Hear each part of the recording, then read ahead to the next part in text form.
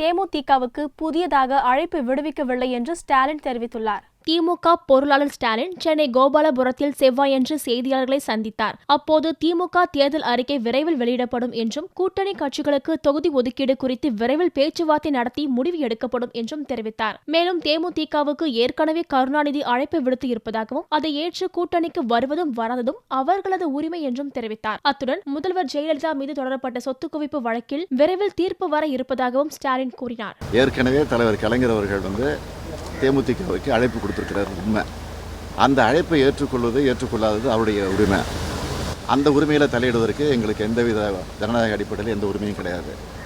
அந்த அடிப்படையில் தான் ஏற்கனவே நாங்கள் கொடுத்துருக்க அழைப்பு அப்படியே இருக்குது அப்படின்னு தான் சொல்லியிருக்காரு. தவிர ஏதோ புதுசாக அழைப்பு கொடுத்த மாதிரியும் ஏதோ பேச்சுவார்த்தை தொடர்ந்து செய்ய போகிற மாதிரியும் தொடர்ந்து நடத்த மாதிரியும் சொல்கிறாங்க. அப்பவும் பேச்சுவார்த்தை நடத்தலை, இப்பவும் அந்த பேச்சுவார்த்தை நடத்தலை. அதுதான் உண்மை.